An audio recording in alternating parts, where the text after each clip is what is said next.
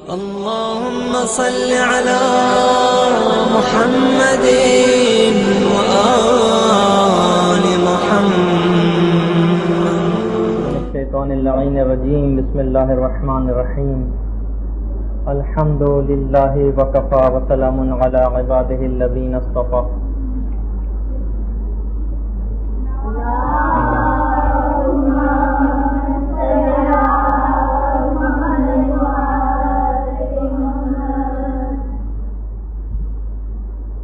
جیسا کہ آپ سب لوگوں کے علم میں ہے کہ ہماری گفتگو موضوع جبیرہ کے موضوع پر اختتام پذیر ہو گئی تھی. چند ایک ضمنی مسائل اس کے باقی تھے، لیکن اگر میں وہ ضمنی مسائل آج بیان کرنے جاؤں تو آج کی گفتگو ادھوری رہ جائے گی. ارادہ یہی ہے کہ کسی بھی طریقے سے آج کا موضوع آج ہی ختم کر دیا جائے. اگر آپ توجہ کے ساتھ گفتگو میری سنیں تو میں سلسلہ کلام کا آغاز کر دوں.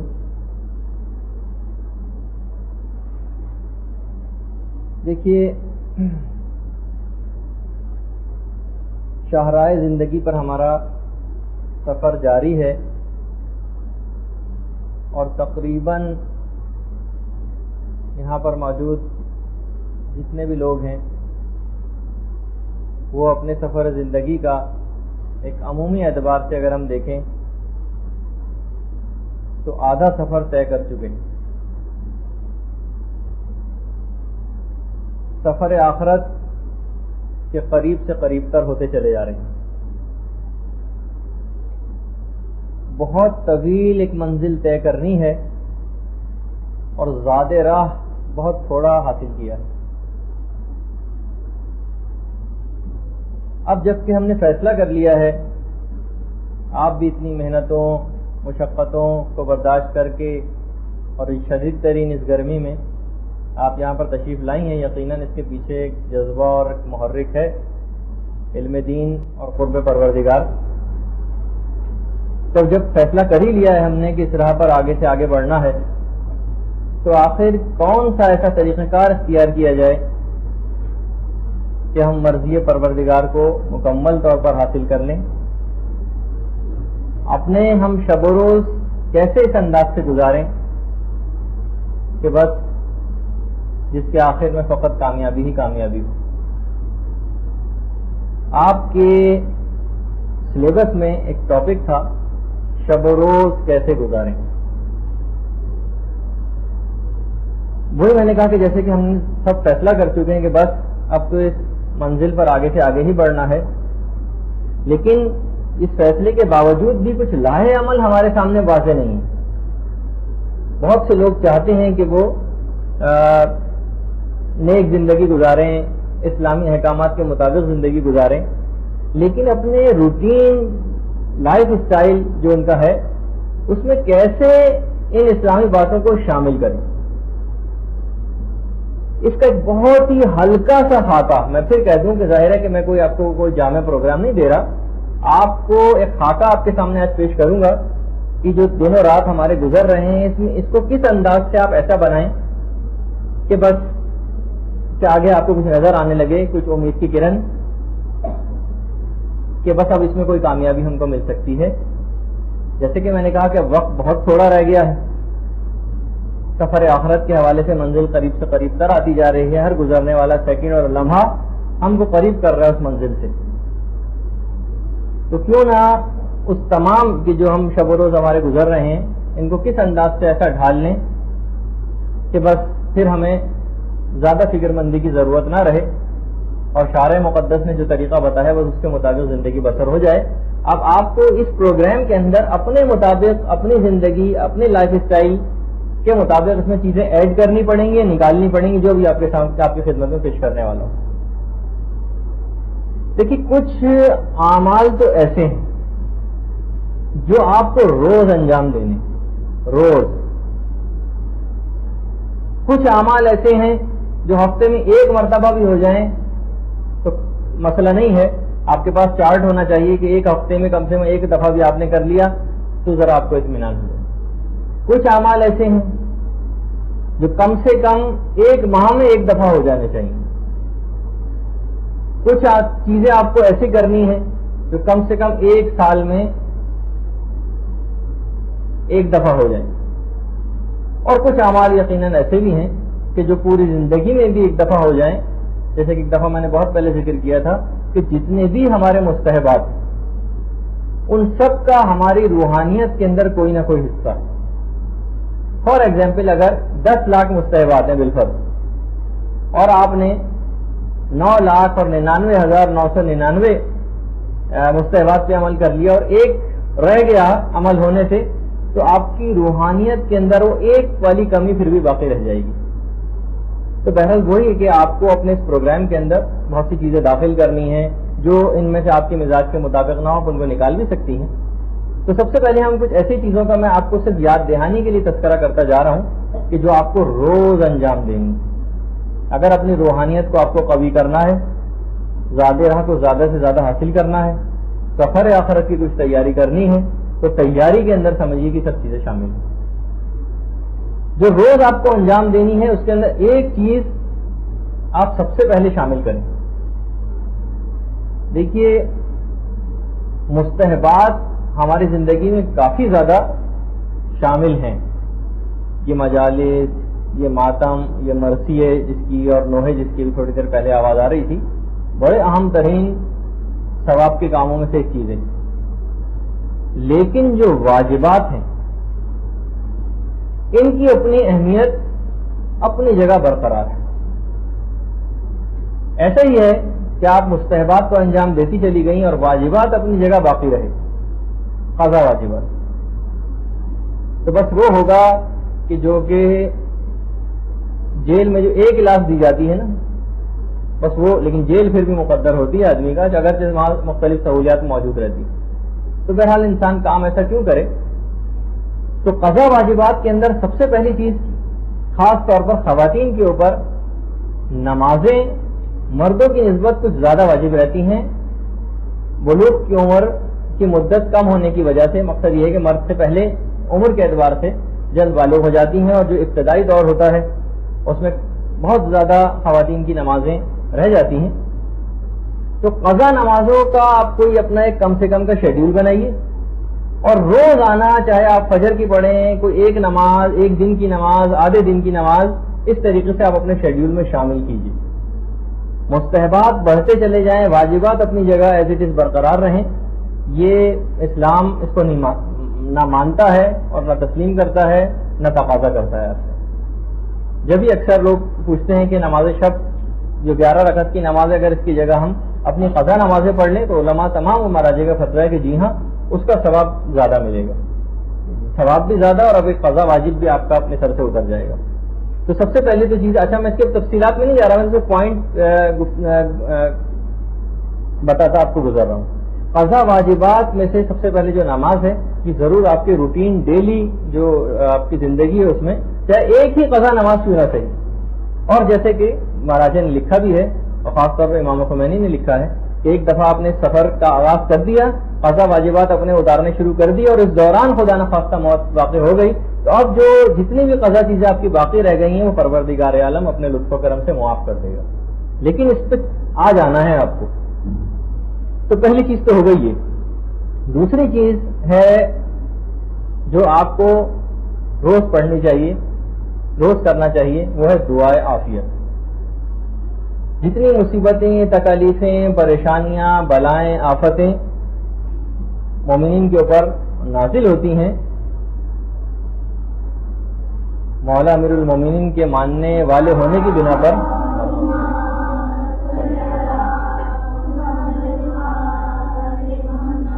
یہ ساری پریشانیاں، ان کا دفعیہ، جیسے میں نے بہت پہلے شرائط دعا ایک دفعہ بتائی تھی، غالباً شب قدر کے جو اعمال تھے اس کے اندر، اس میں سے ایک تھی دعا قبل از بلا. یعنی انتظار نہ کریں کہ مصیبت پریشانی میں آپ گر جائیں اور پھر دعا کریں، پہلے سے دفعہ کر لیں. تو دعائے عافیت اپنی روٹین جو لائف سٹائل ہے آپ کا، اس میں شامل کر لیجیے. دو چیزیں ہوئیں. تیسری چیز، اس دن کی مخصوص دعا، ہفتہ اتوار، پیر، منگل، بدھ، جمعرات، جمعہ، ان سب کی مختصر سی 5-5، 6-6 لائن کی ایک دعا ہے جو آپ کو مل جائے گی مختلف دعاؤں کی کتابوں کے اندر بھی. اس دن کی ایک مخصوص دعا یہ آپ کو پڑھ لینی چاہیے. کچھ آپ چیزیں اس کے اندر دیکھیں گی, کچھ ذکر خدا, کچھ اعمال, یہ ایسے ہیں کہ جن کو اگر آپ روز کے روز انجام دیتی چلی جائیں تو بہت اس سے آپ کو اپنی زندگی میں فرق محسوس ہوگا. اگلی چیز جو آپ کو یہ بھی روز کے انجام دینے والے اعمال میں سے میں بتا رہا ہوں, کوشش ہی کیجیے کہ ہر وقت باوضو رہیے. یہ بھی روز آپ کو بہت کم ہی کوئی ایسا وقت رہے آپ کی زندگی میں روز و شب میں کہ جس میں آپ وضو سے نہ ہوں. اس پہ عمل کر کے دیکھیے, اب پھر آپ اپنے اندر وہ تبدیلی اور روحانیت یقیناً محسوس کریں گی.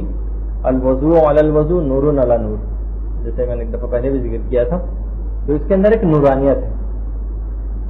ایک اور چیز جو اس سے ہٹ کر وہ بھی روز انجام دینی, چاہے 5 منٹ 10 منٹ 15 منٹ, وہ ہے کچھ دیر تنہائی میں غور و فکر آخرت کہ میں کیا ہوں, کتنی میں نے زندگی ایسی برباد اور فضول ضائع کر دی ہے, مجھے کیا کیا چیزیں انجام دینی ہیں, سفر آخرت پہ مجھے کتنی طویل سفر طے کرنا ہے, میں زیادہ راہ کو کیسے اکٹھا کروں, کیا نیک عمل کروں. آدمی تھوڑی دیر تنہائی میں بیٹھ کر یہ غور و فکر کرے. آپ کر کے دیکھیے 5 منٹ 10 منٹ اپنی زندگی بالکل جس میں آپ تنہا ہوں. یہ مختلف چند ایک باتیں ہیں جو آپ پہلے بھی دروس میں سن چکی ہیں, لیکن یہ روز کو انجام دینے والے اعمال میں سے ایک. اچھا, پھر دیکھتے ہیں ہم اپنی عام زندگی میں کچھ فضولیات بھی بہت زیادہ اس کے اندر داخل ہو جاتی ہیں, فضول گفتگو اور یہ سب چیز جس سے روحانیت میں کمی واقع ہوتی رہتی ہے.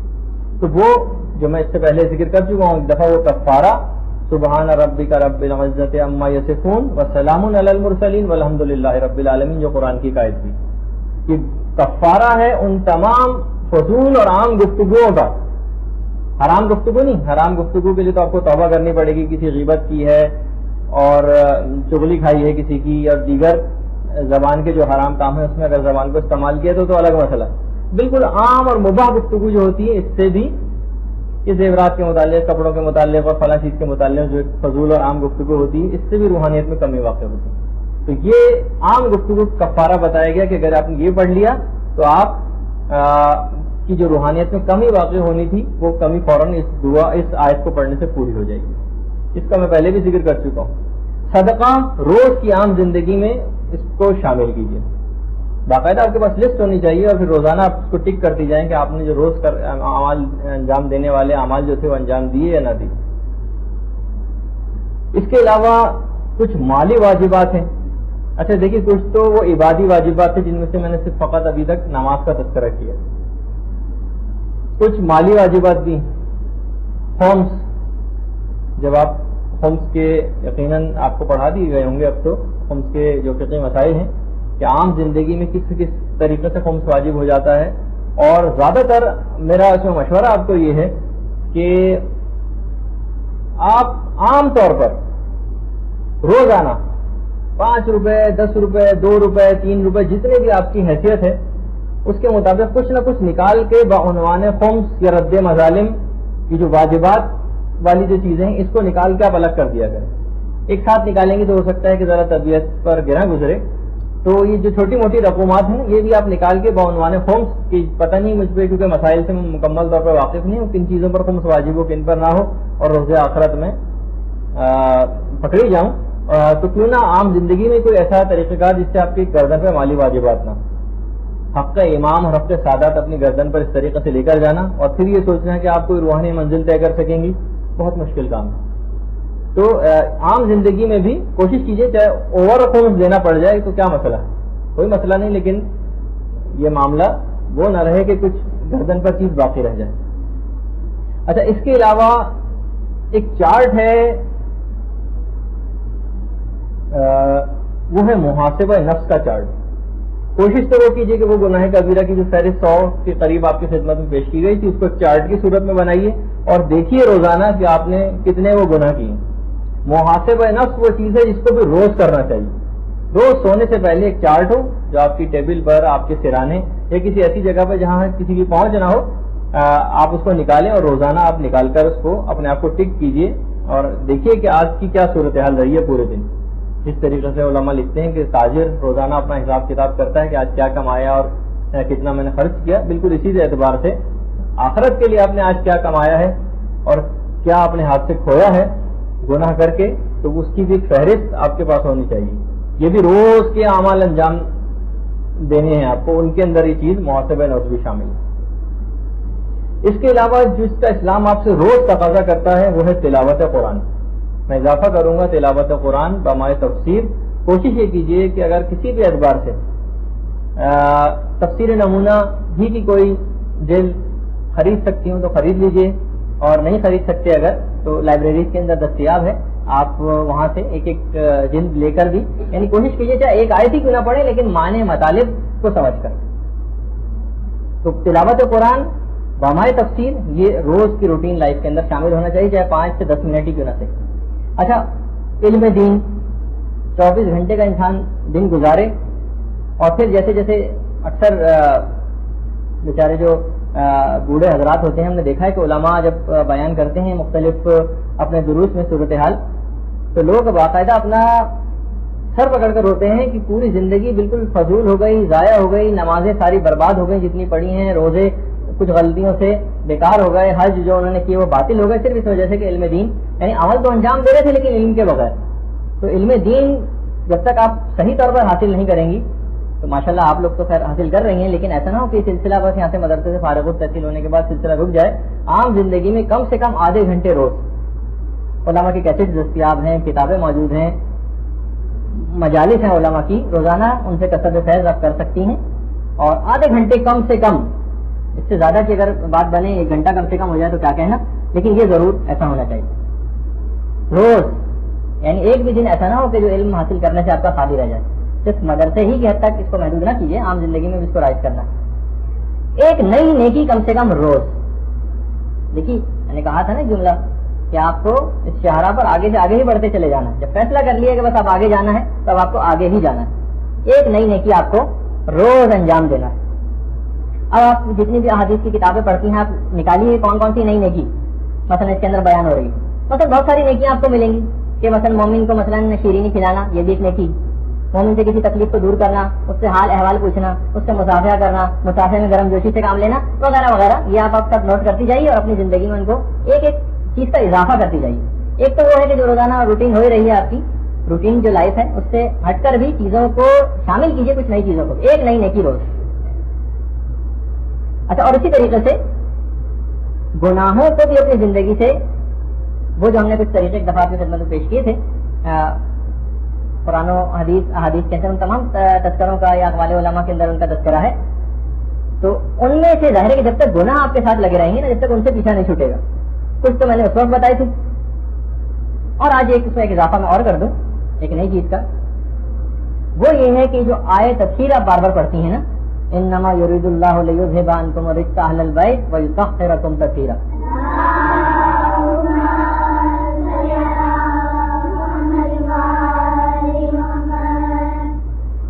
کہ جو پروردگار عالم نے اہل بیت کے لیے کہا ہے کہ خدا تم سے رجس کو دور کر دے گا، یعنی ہر بری بات، ہر گندگی، ہر برائی، اس سے پروردگار عالم نے اہل بیت کو دور رکھا. علماء کا کہنا یہ ہے کہ اگر اس آیت تطہیر کو آپ اپنے لیے پڑھتی رہیں بار بار تو ایک وقت ایسا آئے گا کہ آپ بھی تمام برائیوں سے الگ ہو جائیں گے. یہ اپنی زندگی میں صرف یہ آیت تطہیر، یہ بار بار اس نیت سے کہ میں گناہوں سے دور ہوتی چلی جاؤں، اس کو اپنی زندگی میں رائج کرنے کی کوشش کیجیے.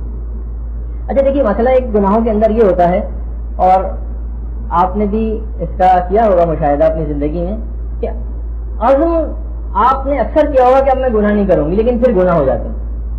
یہ جو عزم ہونے کے بعد یہ جو مصمم نہیں ہو پاتا ہے، یا کامل ارادہ ہم نے کر لیا اور دیکھتے ہیں کہ پھر 1-2 روز کے اندر پھر وہی گناہ ہم سے ہو گیا. اس کی ایک بہت اہم وجہ ہے جو امام خمینی نے اپنے استاد کے ریفرنس سے بیان کی. امام خمینی نے جہل حدیث غالباً پہلی ہی حدیث کے اندر جو اس کی ایک حدیث کی شرح لکھی ہے، اس میں اپنے ایک استاد کے ریفرنس سے بیان کیا ہے کہ میرے استاد کہا کرتے تھے، عرفانیات کے استاد، کہ سب سے زیادہ چیز جو انسانی عزم کو ناکارہ کر دیتی ہے، لیکن کسی بات کا وہ ارادہ کرتا ہے اور ارادہ ٹوٹ جاتا ہے، سب سے زیادہ انسانی ارادے کو کمزور کرنے والی چیز کوئی بھی گانے اور موسیقی سے بڑھ کر نہیں ہے. تو جب تک یہ آپ کے گھروں کے ٹی ویوں سے یہ صدائیں بلند ہوتی رہیں گی، چاہے آپ کا ان کو سننے کا براہ راست ارادہ نہ بھی ہو، لیکن ایک مسلسل ٹی وی کھلا ہوا ہے، اس میں سے گانے بجانے کی اس طریقے سے آوازیں نکل رہی ہیں، تو جب تک کہ آپ کی سماعتوں سے ٹکراتی رہیں گی یہ ارادے کو کمزور کرتی جائیں گی. جیسے ایسے ہی ہے کہ چاہے آپ کا ارادہ نہ ہو لیکن آپ منی بس میں اگر سفر کر رہی ہیں بیٹھ کے اور کچھ اس قسم میں گانے بجائے جا رہے ہیں، تو جیسے کہ میں نے پہلے ایک دفعہ ذکر کیا تھا کہ آثار تکلیفی تو نہیں ہوتے، البتہ آثار وضعی ہوں گے، یعنی گناہوں یہ جو گانا سننے کے جو دنیاوی نقصانات ہیں یہ برداشت کرنے پڑیں گے. تو انسانی ارادہ جو سب سے زیادہ کمزور ہو جاتا ہے جس چیز سے، وہ یہی گانے اور موسیقی. تو جو گناہ ہم سے بار بار ہو جاتی ہیں، عزم مسمم ہم سے نہیں ہو پاتا ہے، اس کی ایک بہت بڑی وجہ یہ ہے. کوشش کیجیے کہ گھروں میں کسی طریقے سے اس چیز کو نکالنے کی اور کم کرنے کی کوشش کریں. اچھا، یہ تو میں نے جو روزانہ کے انجام دینے والی چیزیں ہیں ان میں سے میں نے چند ایک کا تذکرہ کیا. اچھا، کچھ چیزیں ایسی بھی ہیں جو ہفتے میں 1-2 مرتبہ ہو جانی چاہیے. مثلا ان میں سے ایک چیز ہے قضا روزے، اور اگر کسی پر قضا روزے نہیں ہے تو سبحان اللہ، بہت ہی بہتر بات ہے، تو وہ مستحبی روزہ رکھے. اور ان 2 دن، وہ 2 دن جو جس کا اسلام بھی تقاضا کرتا ہے وہ ہے پیر اور جمعرات. پیر اور جمعرات کے دن کوشش یہ کریں کہ ہفتے میں 2 دن تو روزے سے رہیں. قضا روزے باقی ہیں تو وہ جو قضا واجبات اتارنے کی جو اسکیم ہے اس کے مطابق آپ روزانہ ہفتے میں کم سے کم 2 دن تو آپ روزہ رکھیں، ورنہ ہفتے میں 1 دن ہی صحیح. اچھا، کچھ اعمال ایسے ہیں، اچھا اس میں آپ ایڈ کرتی جائیں گی اپنے مطابق چیزیں. میں نے تو ایک اشارہ کر دیا کہ کم سے کم جیسے روزہ ایک ایسی چیز ہے کہ جو آپ روزانہ نہیں رکھ سکتی، روزانہ کے انجام دینے والے اعمال میں اس کو لکھوانا ہی نہیں جا سکتا. ہفتے میں کم سے کم 1 یا 2 روز. کچھ اعمال ایسے ہیں جو مہینے میں کم سے کم 1 دفعہ ہو جانے چاہیے. اچھا، ایک تو ہر مہینے کے شروع ہونے کے لیے ایک دعا، وہ بھی آپ کو دعاؤں کی کتابوں میں مل جائے گی کہ جناب محرم کا آغاز ہو رہا ہے تو 1 تاریخ کی دعا، یا سفر کا آغاز ہو رہا ہے یا ربیع الاول کا آغاز ہو رہا ہے تو ایک تو ہر مہینے کی ایک دعا ہے مخصوص، اس کو بھی پڑھیں. اچھا، کچھ کوشش یہ کریں مہینے میں 1 مرتبہ ہی صحیح کسی مسجد میں، امام بارگاہ میں یا کسی مدرسے میں بھی اپنی حسب توفیق کچھ نہ کچھ آپ ضرور انفاق کریں اپنے مال سے. 50 روپے صحیح، 100 روپے صحیح، تاکہ کچھ ثواب جاریہ جو مستقل آپ کا بینک اکاؤنٹ جو کھلا رہے گا اور آپ کو ہمیشہ فائدہ پہنچائے گا، وہ والا سلسلہ آپ جاری رکھیے. اپنے مطابق جتنا بھی آپ کی حیثیت ہو اس کے مطابق آپ دیکھ لیجیے اس کو، لیکن کم سے کم مہینے میں 1 مرتبہ تو یہ ہو جانا چاہیے. اچھا، بہت سے عمل ایسے ہیں جو سال میں 1 مرتبہ ہو جانے چاہیے. خاص طور پر شاید کہ شہید دستیغ شیرازی نے یا آیت اللہ مظاہری نے، ان 2 میں سے مجھے یاد نہیں آ رہا کہ کس نے یہ بات لکھی ہے، کہا کہ سال میں کم سے کم جو عمل انجام مومنین کو دینے چاہیے ان میں سے ایک عمل یہ ہے کسی ایک مومن یا مومنہ کی شادی کروا دینا یا اس کے لیے بھاگ دوڑ کرنا. یہ آپ کا ایک ایم ہونا چاہیے کم سے کم 1 سال میں 1 مرتبہ. اچھا، کچھ علماء نے کہا کہ جو قرآن کا ایک حق ہے 1 سال میں، وہ کہ کم سے کم اس کو 2 مرتبہ ختم کیا جائے، 2 مرتبہ.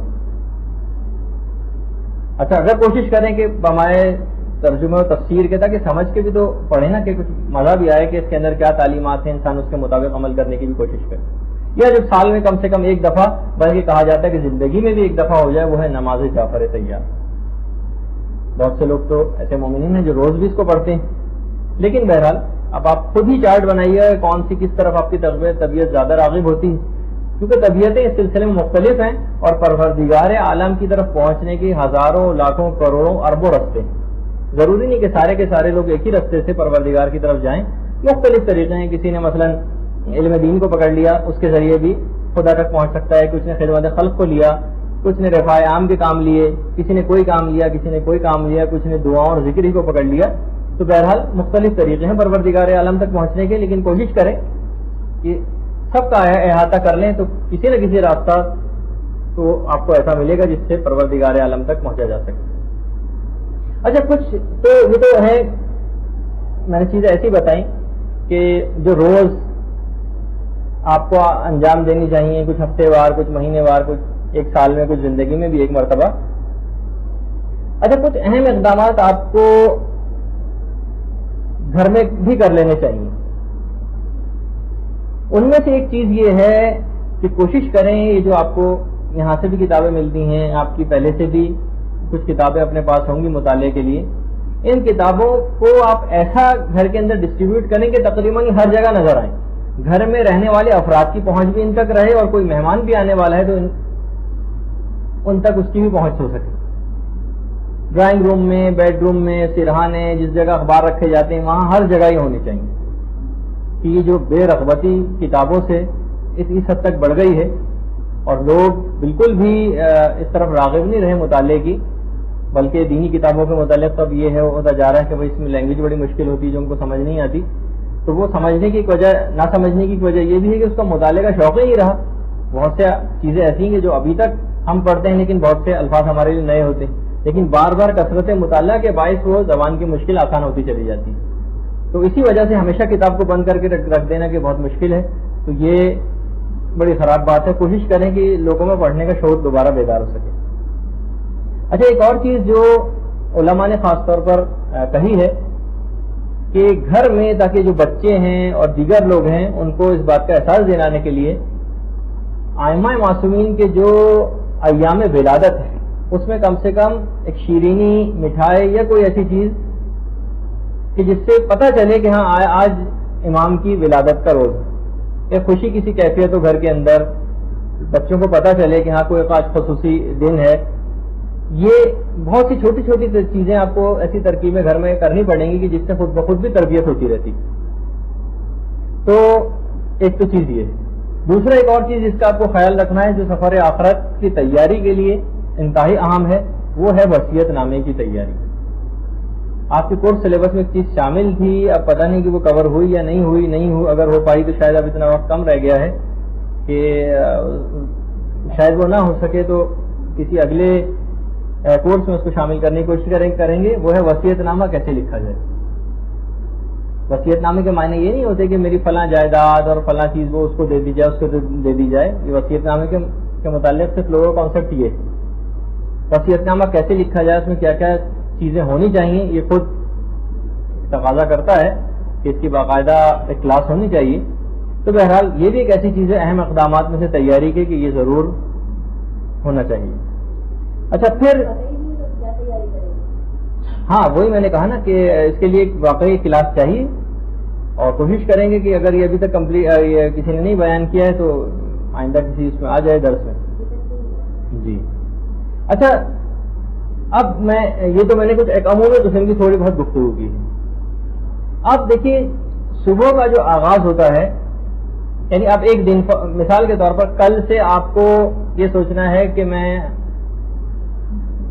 کیسا پورا دن ایسے گزاروں کہ جو مرضی پروردگار کے مطابق ہو جائے. تو ظاہر ہے کہ جس وقت انسان کی صبح کو آنکھ کھلتی ہے، یعنی جب وہ انسان نیند سے بیدار ہوتا ہے، اس وقت سے اس کا دن شروع ہو جاتا ہے. اب میں ایک آپ کے سامنے خاکہ پیش کروں گا کہ بس آنکھ آپ کی کھل گئی صبح. اب کیا ایسی چیزیں آپ کرتی چلی جائیے، اور بالکل جب انسان کی صبح آنکھ کھلی اور اس کے بعد رات کو سوتے وقت جب آنکھ بند ہوگی اس پورے دن میں. تو اب ہم مثال کے طور پر آغاز کرتے ہیں کہ جو صبح ہو گئی اور آپ کی آنکھ کھل گئی. اچھا دیکھیے، کچھ تو اس کے اندر بہت ہی چھوٹی دعائیں کہ انسان کی جیسے ہی آنکھ کھلے آپ عادت بنا لیں کہ ایک دعا آپ کی زبان پر ہو، اور وہ ہدیت الشیعہ جو آپ کو غالباً مل بھی چکی ہے کتاب، ہاں ٹھیک ہے، وہ پھر آپ کو لائبریری میں مل جائے گی. اگر پرانی والی ہدیت الشیعہ ہے تو اس کا تو صفحہ 475 ہے جس کے اوپر یہ دعا لکھی ہوئی ہے. اور اگر نئی ہدیت الشیعہ بھی تو آخری کے 10 سے 12 ورقوں کے اندر آپ اس کو دیکھ لیجئے، آپ کو وہ دعا آدھی لائن کی، ایک لائن کی، لا الہ الا اللہ سے وہ دعا شروع ہوتی. لا الہ الا اللہ الحلیم الکریم، اس سے وہ دعا شروع ہوتی ہے. بس وہ جیسی آپ کی آنکھ کھلے آغاز ہی اس دعا سے آپ کر لیجیے. بس انشاءاللہ پھر آپ دیکھیں گے پورا دن کیسا برکت سے آپ کا گزرے گا. اچھا، اس کے اندر تو تھوڑی سی تفصیل اور بھی زیادہ ہے کہ جس وقت آپ کی آنکھ کھولے تو آپ یہ دعا پڑھتی اٹھیں، اور جس وقت آپ اٹھ کر بیٹھیں تو پھر فلاں دعا پڑھیں. ٹھیک ہے. تو بہرحال اس میں ایک حسبی الربو سے بھی ایک دعا شروع ہوتی ہے. حسبی الربو من المربوبین والی نہیں، وہ جو آپ اکثر تاقیبات اس کے اندر پڑھتی ہیں. حسبی الربو سے ایک اور دعا شروع ہوتی ہے، وہ جو نیند کے بعد اٹھتا ہے جب انسان. اچھا پھر ظاہر ہے کہ جب صبح کا آغاز ہو گیا تو کوشش کیجئے کہ اس دن کی ایک جو مخصوص دعا ہے، ہفتہ اتوار پیر جیسے میں نے کہا، اس دن سے اس کا آغاز کر دیجیے. اچھا اس میں ظاہر ہے کہ اگر آپ ذرا وہ تو پھر بھی شاید 8-10 لائن کی دعا ہو جو اس دن کی ہے، اور ضرور نہیں کہ ایک دم آنکھ کھلتے ہی پڑھیں آپ جب نماز ہو. اچھا پھر دن کا آغاز صدقے سے کریں. صدقے کی اگر حاکم شرع کی اجازت یافتہ صندوقچی موجود ہے، کسی غریب سے اجازت لی ہوئی ہے یا کسی کو قرضہ دیا ہوا ہے، تو اس میں سے وہ جو میں مسائل بتا چکا ہوں صدقے کے، اس میں سے آپ کچھ نہ کچھ نکال دیجیے.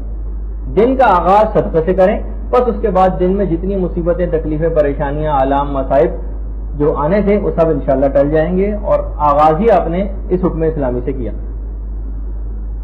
اچھا اس صدقہ جو آپ دیں گی اس میں تمام نیتیں آپ شامل کر سکتی ہیں، کیونکہ دیکھیے صدقہ ایک ہی عمل ہے جو کیا جائے گا، لیکن نیتیں کتنی آپ اپنے لیے، اپنے رشتہ داروں کے لیے، اپنی اولاد کے لیے، اپنے والدین کے لیے، اپنے دوست احباب کے لیے، امام زمانہ کے لیے، اپنے گناہوں سے بچنے کے لیے، ساری نیتیں آپ اس صدقے کے اندر کر سکتی ہیں. سارے فائدے آپ کو صرف ایک ہی اس چونی ڈالنے سے حاصل ہو جائیں گے، جو کہ آپ جتنی بھی اپنی حیثیت کے مطابق آپ کو صدقہ نکال لیں گے. اچھا پھر ایک اور وہ جو مولا کائنات سے مروی ایک حدیث میں نے آپ کی خدمت میں پیش کی تھی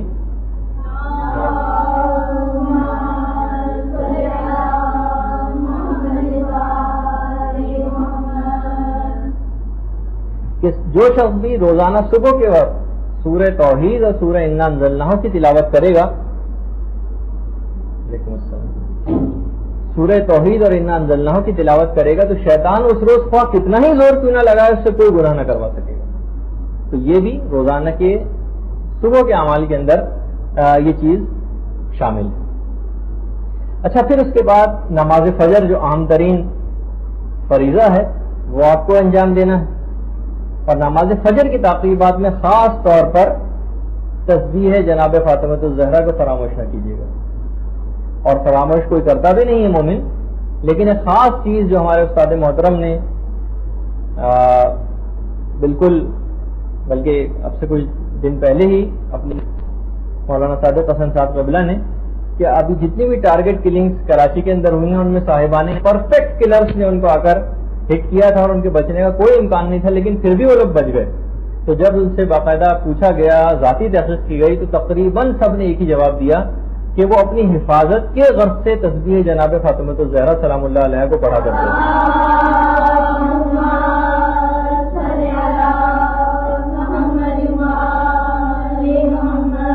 تو اس تسبیح کو خاص طور پر اس نیت سے انجام دینا، اور زیادہ سے زیادہ لوگوں کو آپ یہ بات بتائیے کہ یہ بہت ہی اہم ترین عمل ہے جو کہ آج کل کے دور میں اس کی ضرورت اور زیادہ ہو گئی، بشرطے کہ اس کو بڑے دلی اعتقاد کے ساتھ، بہت محبت کے ساتھ، توجہ کے ساتھ، ارتکاز کے ساتھ اس کو انجام دیا جائے. اچھا صبح کے وقت ایک خاص عمل جو ہے وہ استغفار بھی بہت خاص عمل ہے. وقت سحر توبہ کرنا اپنے گناہوں سے. بس پروردگار عالم تیار بیٹھا ہے کہ فجر کے وقت یا سحر کے وقت کوئی شخص اٹھے اور پروردگار عالم سے توبہ طلب کرے اور اس کی توبہ کو وہ قبول کر لے. تو یہ بھی اپنے روزانہ جو دن کے جو فجر کے اعمال ہیں ان میں سے بھی آپ کو انجام دینی ہے چیز. اچھا جو رزق کے سلسلے میں جو جتنی پریشانیاں آج کل، اچھا آپ دیکھتی بھی نا، آپ مختلف دعاؤں کے اگر ترجموں پہ غور کریں تو آپ دیکھیں گے کہ زیادہ تر دعاؤں کے اندر حفاظت، ہماری جتنی بھی مکتب فکر کی دعائیں ان میں زیادہ تر حفاظت اور زیادہ تر رزق کے سلسلے میں دعائیں، کیونکہ معلوم تھا اسلام کو بھی اور شارع کو بھی کہ یہ ایسی شخصیات کے ماننے والے ہیں کہ ان کی دشمنوں کی کثرت بہت ہوگی اور ان کو رزق کی بھی بہت تنگی اور پریشانی ہمیشہ رہے گی اس دشمنی کی بنا پر جو امیر المومنین کی وجہ سے لوگوں میں پائی جاتی. تو ہمیشہ آپ کو ہماری دعاؤں کی جتنی بھی ہیں اس کے اندر ضرور رزق اور یہ جان کی حفاظت کی چیزیں سب سے زیادہ ملیں گی. تو رزق میں اضافے کے لیے وہ جو آپ کو طریقے عمر اور رزق بڑھانے کے بتائے گئے تھے، اور انشاءاللہ جلدی اس کا کتابچہ بھی چھپ کر آنے والا ہے، تو وہ آپ اپنے پاس رکھیے گا. اس میں تفصیل سے ان چیزوں کے اوپر روشنی ڈالی گئی ہے. اچھا اس میں خاص طور پر آیت الکرسی اور سورہ توحید ہر نماز کے بعد یہ بہت مجرب ہے. اور ایک اور عمل خاص طور پر جو علماء نے بتایا ہے وہ پروردگار کا ایک نام ہے یا نافع. اس کی کوئی خاص عدد مقرر نہیں ہے کہ اس کو آپ کو کتنا پڑھیں، بس جب بھی یاد آتا رہے. جو بھی شخص رزق کی تنگی میں مبتلا ہو، جو شخص اپنا بزنس سیٹ کرنے والا ہو یا بزنس جس کا سیٹ نہ ہو پا رہا ہو یا ملازمت کو کوئی خطرہ درپیش ہو، وہ ضرور اس خدا پروردگار عالم کے نام کو اپنے ورد زباں رکھے. جتنا بھی زیادہ اس کو پڑھ سکتا ہو پڑھے، یا نافع ہو. تو کچھ ہی عرصے میں دیکھے گا. جی فے کے نیچے زیر اور عین کے اوپر پیش، یا نافع ہو، اے نفع دینے والے. تو یہ کثرت سے جو بھی اس کو پڑھے گا پھر وہ دیکھے گا کہ آپ کی کس حد تک ایک تبدیلی اس پریشانی کے اندر کیسے لاحق ہوتی ہے. اچھا اب دیکھیے وہ تو ہو گیا صبح کا آغاز. اب میں نے کہا کہ ظاہر ہے کہ بہت سی چیزیں آپ اس میں خود شامل کیجیے گا اپنے مطابق. بہت سی چیزیں ہو سکتا ہے کہ جو بہت سے لوگ دعائیں پڑھنے کے اتنے شوقین نہیں ہوتے تو وہ نہ بھی پڑھیں اس کو، لیکن اس میں سے کوشش کیجیے کہ یہ عام زندگی میں چلتے پھرتے بھی ہو جائے نا. ضروری نہیں کہ آپ ہر چیز ایک مسلح کے اوپر بیٹھی کر انجام دیں.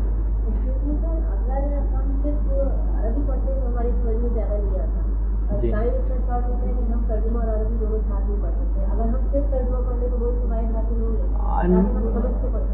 نہیں، فائدے تو آپ کو یقیناً ترجمے کے سارے حاصل ہو جائیں گے، لیکن جو خود زبان عرب کے اندر جو پڑھنے کا ایک ثواب ہے وہ بالکل ایک الگ.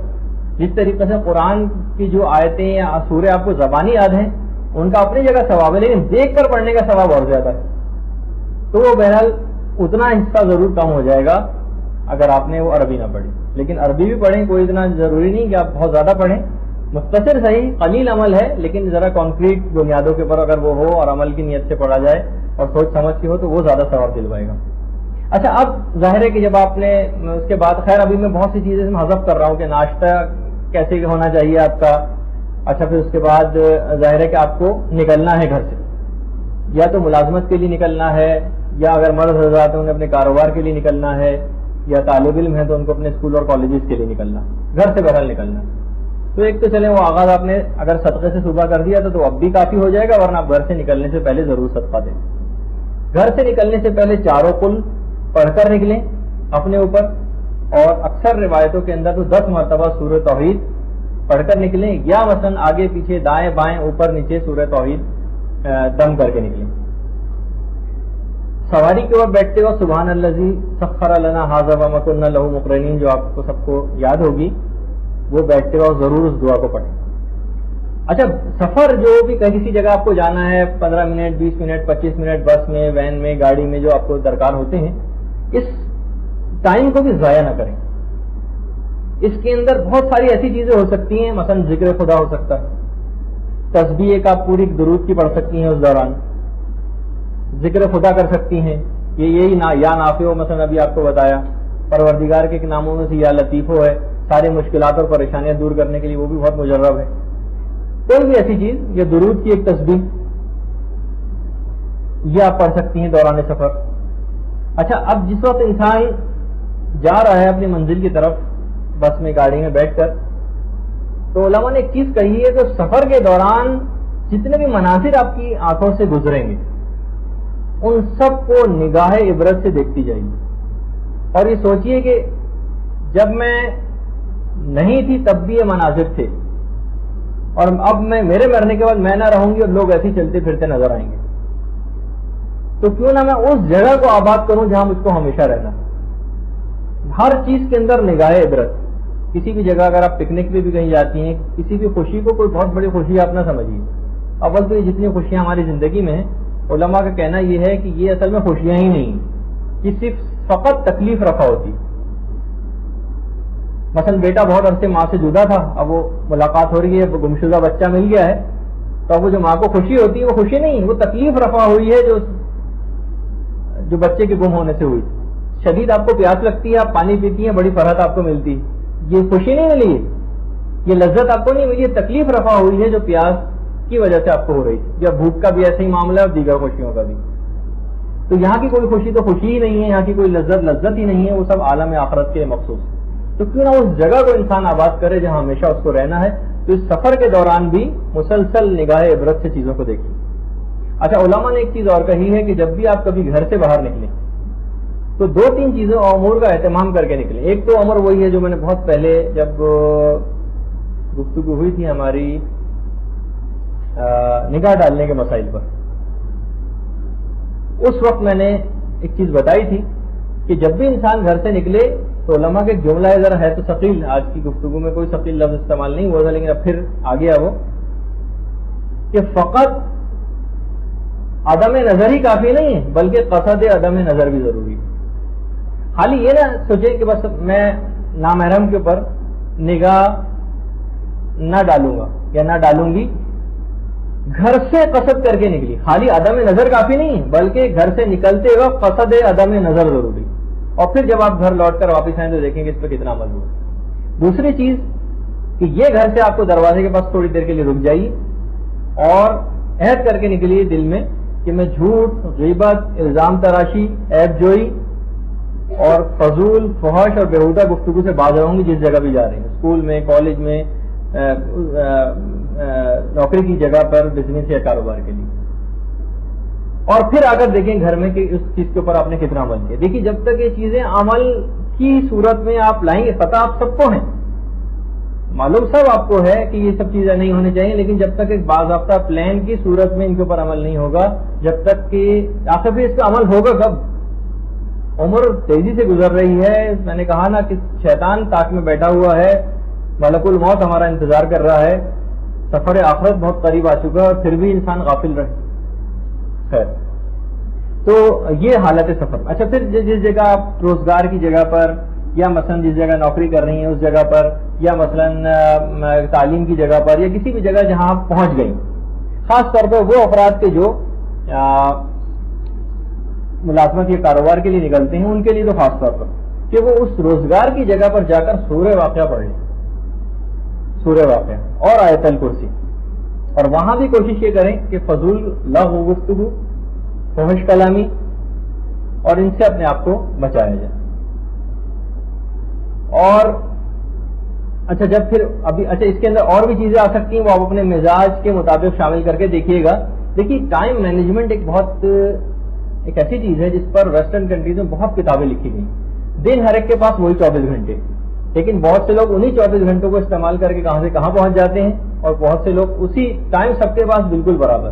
تو ٹائم مینجمنٹ، اس کو مینج کیسے کریں، یہ ایک بہت بڑا فن ہے۔ اور آپ خود دیکھیے کہ یہ جو ٹائم، یہ دیکھیے کہ اس میں جو نکاسی کے ذریعے ہیں وقت کو ضائع کرنے والے، یہ جو پانی رس رہا ہے ان پائپوں سے، وہ کون کون سی جگہ وہ پہلے آپ کو بند کرنے پڑیں گے۔ تو بہرحال اب دیکھیے ایک تو یہی جو وقت آپ ضائع کر رہی ہیں، ضائع ان معنوں میں کہ تو سفر کر ہی رہی ہیں، 15-20 منٹ، آدھا گھنٹہ، پونا گھنٹہ آپ کو منزل پہنچنے میں لگے گا، پھر واپس آنے میں بھی لگے گا، اس کو بھی ضائع کیوں کیا جائے، اس میں اس کو یوٹیلائز کیجیے۔ اچھا جس وقت واپس آپ گھر پہنچ جائیں تو دروازے پر سورہ قل هو اللہ احد پڑھتی ہوئی داخل، یہ رزق کی چابیوں میں سے ایک چابی، سورہ توحید گھر کے دروازے پر پہنچ کر پڑھتے ہوئے گھر میں داخل ہونا، اور گھر میں آنے کے بعد اہل خانہ کو سلام کرنا، یہ بھی بہت مجرب رزق بڑھانے والے نسخوں میں سے ایک ہے۔ اور اگر گھر میں کوئی نہ بھی موجود ہو تو خود انسان اپنے آپ کو سلام کرے، یہاں تک ہے روایتوں میں۔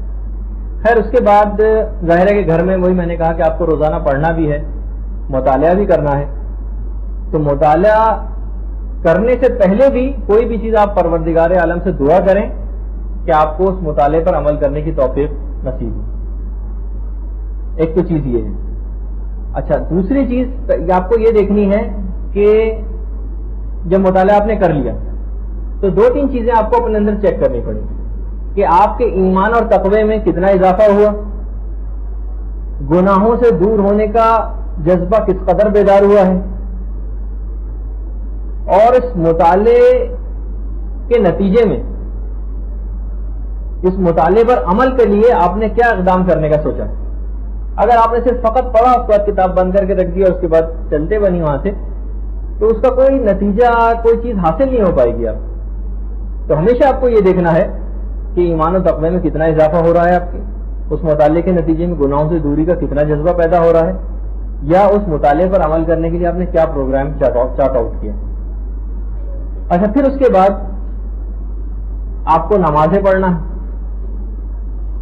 نماز میں بھی، نماز کو شروع کرنے سے پہلے سب سے پہلے آپ رک جائیے اور دیکھیے کہ اس سے پہلے والی جو نماز آپ نے پڑھی تھی اس سے اور اس نماز کے درمیان کوئی گناہ تو انجام نہیں دیا ہے۔ اگر گناہ آپ نے انجام دیا ہے تو اس کی سب سے پہلے توبہ حقیقی انجام دیں، توبہ کریں، اور اس کے بعد عزم مصمم کریں کہ اب نہ اس گناہ کو انجام دوں گی، اور پھر نماز میں مشغول ہو جائیں۔ اور اگر کوئی گناہ آپ نے انجام نہیں دیا پہلی نماز سے لے کر اب تک، تو شکر پروردگار انجام دیں۔ ان شکرتم لا ازیدنکم، اگر تم شکر کرو گے تو پروردگار اس میں اور اضافہ کر دے گا۔ تو یہ جو آپ نے شکر کیا ہے کہ پروردگار شکر ہے کہ میں نے کوئی گناہ انجام نہیں دیا، تو اب اس میں مزید اضافہ یہ ہوگا کہ آپ گناہوں سے بچی رہیں گے۔ اچھا، پھر اس کے بعد نماز، خیر اب نماز کے موضوع پر ایک پورا ہمارا ایک لیکچر ہونے بھی والا ہے، شاید کہ اگلا ہی ہو جائے وہ، کہ اصل میں نماز پڑھی کیسے جانی چاہیے، فقہی مسائل سے ذرا ہٹ کر وہ چیز ہوگی۔ اچھا، اب دیکھیے بس 5 منٹ رہ گئے ہیں، اس کے بعد ظاہر ہے کہ آپ کے یہاں مجلس کا پروگرام بھی ہے، بس میں اس کو ختم کروں۔ سوتے وقت آپ نے پورا دن گزار لیا، اب بہت سی چیزیں میں نے اس میں حذف کر دی وقت کی تنگی کی وجہ سے، اور انشاءاللہ اگر ایڈوانس کوئی کورس ہوا تو اس میں مزید جامع پروگرام کے ساتھ آپ کی خدمت میں عرض کر دوں گا کہ اس میں اور کیا کیا چیزیں شامل ہونی چاہیے، حتیٰ کہ اوقات فراغت میں آپ کو کیا کرنا چاہیے، وہ بھی پورا پروگرام۔ اچھا، پھر سوتے وقت کے عمل، دیکھیے جس وقت آپ لیٹ گئی اب ارادہ ہے سونے کا، سونے سب سے پہلے اس بات تو یہ بات یاد رکھیے کہ سونے کو کچھ خدا کم کر دیں۔ 9 گھنٹے، 10 گھنٹے، 11 گھنٹے، 12 گھنٹے بھی میں نے لوگوں کو سوتے دیکھا ہے کہ تقریباً آدھی زندگی سو کر گزارا ہے۔ سونے کے وقت تو کچھ کم کر دیجیے، مثلا اگر آپ 8 گھنٹے سوتی ہیں تو 7.5 گھنٹے کر دیں، کچھ کم کر دیجیے۔ امام خمینی کی زندگی کی میں نے حوالہ دیا، تو ظاہر ہے کہ ہر کوئی اس تک تو نہیں پہنچ سکتا، نہ مشورہ دوں گا کہ آپ 4 گھنٹے سوئیں، لیکن فقط 3 سے 4 گھنٹے کی نیند کی ہوں۔ رات 12 بجے سوتے تھے اور 3 بجے بیدار ہو جاتے تھے۔ رسول خدا کی زندگی میں ہم کو ملتا ہے کہ رسول ایک ہی رات میں کئی مرتبہ سوتے اور جاگتے تھے، اٹھ کر پھر عبادت خدا شروع کر دیتے تھے، پھر سو جاتے تھے، پھر تھوڑی دیر بعد اٹھ کر پھر عبادت خدا شروع۔ ہم میں سے کوئی ایسا نہیں ہے جو اس عمل کو انجام دے سکے، رسول ہی کے لیے سازگار ہے۔ لیکن بہرحال کہ ہر شخص جو بھی گھر کے اندر موجود ہوتا تھا وہ دیکھ لیتا تھا کہ رسول کو ہمیشہ کہ رسول کچھ نہ کچھ عبادت خدا انجام دے رہے ہیں رات کے وقت میں، تو کچھ تو سونے کے وقت کو کم کر دیجیے۔ سونے سے پہلے ایک دن کا آغاز آپ نے صدقے سے کیا تھا اور ایک دن کا اختتام بھی صدقے سے کریں۔ صدقہ وضو کر کے سوئیے اور توبہ کر کے سوئیے۔ نیند کو موت کی چھوٹی بہن کہا جاتا ہے کہ باقاعدہ بہت سی روایتوں میں یہ ہے کہ روح قبض سنسری سے رات کو پرواز کر جاتی ہے، اور پھر اس کے بعد دوبارہ جب وہ انسان جاگتا ہے تو روح دوبارہ سے جسم میں آتی ہے۔ اور اگر بہت سے لوگ ایسے بھی جنہیں پروردگار جن کی روح کو اپنے پاس ہی روک لیتا ہے، بس یعنی اب ان کا وقت ختم ہو گیا، تو اب یہ وہ یعنی اگر آپ کا انتقال توبہ کے اوپر ہو، یعنی جو ہے نا کہ سوتے وقت ضرور توبہ کریں، تو اگر انسان اس کے بعد نہ بھی بیدار ہو تو پھر بھی کوئی مسئلہ نہیں کہ وہ حقیقی توبہ کر کے وہ سوئے، شکر پروردگار کو انجام دیں کہ میں نے جتنی مجھ کو نعمتیں دی تھی ان کا تیرا لاکھ لاکھ شکر۔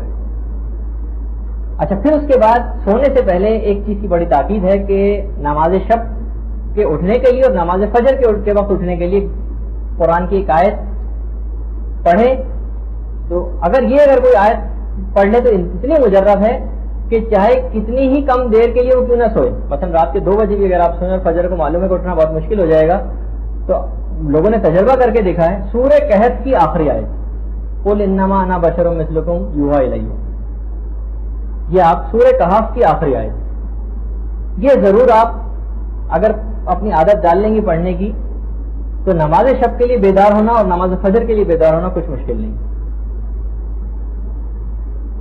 اچھا، کچھ سونے سے پہلے کے خصوصی اعمال بھی، یہ تو عمومی اعمال تھے کہ صدقہ اور توبہ اور وضو اور شکر، اور اس کے علاوہ یہ والی آیت یا پروردگار عالم سے دعا کر کے سوئیے کہ وہ آپ کو اٹھا دے۔ کچھ خصوصی اعمال ہیں جن میں ایک تسبیح ہے جناب فاطمہ الزہرا سلام اللہ علیہا بھی۔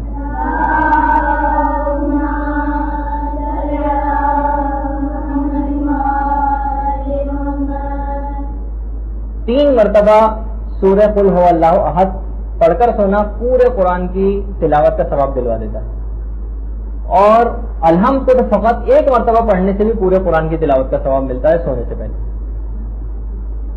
اور سورہ ایک ہے الہاکم التکاثر، یہ روایات میں ملتا ہے اگر کوئی شخص یہ سورہ پڑھ کر سوئے اور سونے کے دوران ہی کوئی بھی ایسی آفت ناگہانی ہے کہ اس کا انتقال ہو جائے تو اب عذاب قبر اس سے ساقط ہو جاتا ہے۔ تسبیحات 4 سبحان اللہ والحمد للہ ولا الہ الا اللہ واللہ اکبر، یہ سونے سے پہلے کے خصوصی اعمال میں سے ایک۔ اور اس کے علاوہ اپنے اور تمام مومن و مومنات کے لیے مغفرت کی دعا،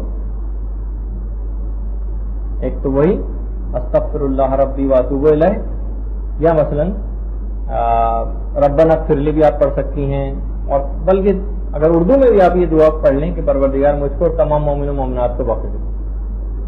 اور یہ بھی خصوصی اعمال میں سے ایک ہے کہ اگر، بلکہ روایت میں یہاں تک ہے کہ وہ انبیاء اور انہی افراد کے ساتھ مشہور کیا جائے گا کہ درود بر محمد و آل محمد، اور تمام انبیاء اور مرسلین پر درود پڑھ کر سوئے، اللہم صلی علی محمد و آل محمد وصلی علی جمیع الانبیاء والمرسلین والشہداء والصدیقین وجمیع عباد اللہ الصالحین۔ یہ اگر کوئی شخص، بس یہ رات کی خصوصی اعمال میں سے ایک۔ اب دیکھیے پورے دن آپ جب اس انداز کا گزاریں گی، اچھا اس میں ابھی میں نے بہت سی چیزیں شامل نہیں کی، وہ آپ کو ڈیلی پروگرام میں شامل کرنا پڑیں گی۔ دن کے آغاز میں نے ایک چیز فراموش کی ہے، اور خواتین بھی اس سے مستثنا نہیں ہیں۔ دیکھیے بیمار شخص جو ہوتا ہے وہ یہ چیزیں اس کو پھر رغبت بھی نہیں ہوتی کہ وہ دعائیں پڑھے، تلاوت قرآن حتیٰ کہ واجبات تک اس سے چھوٹ جاتے ہیں۔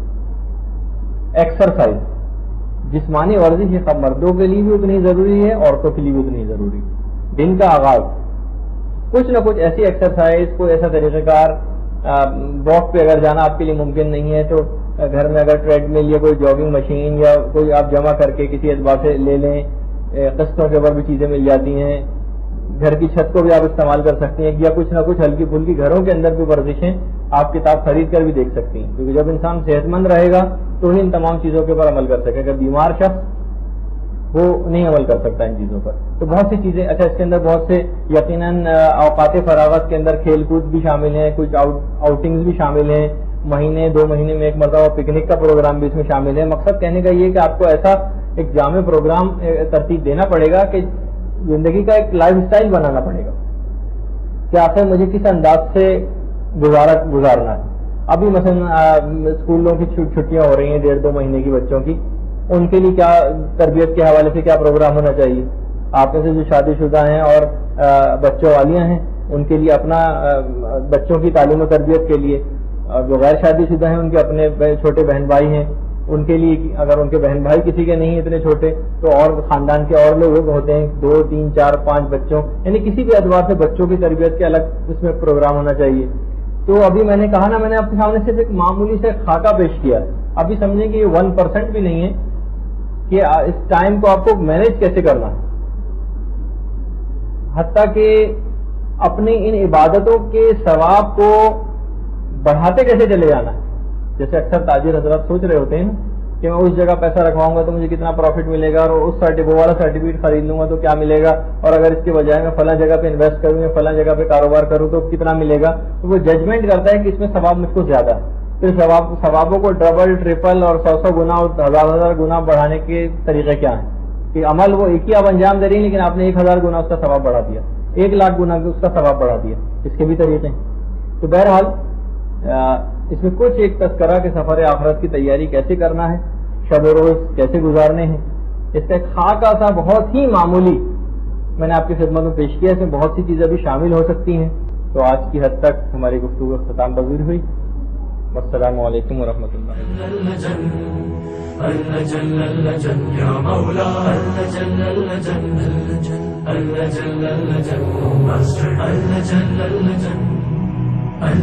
يا صاحب السماء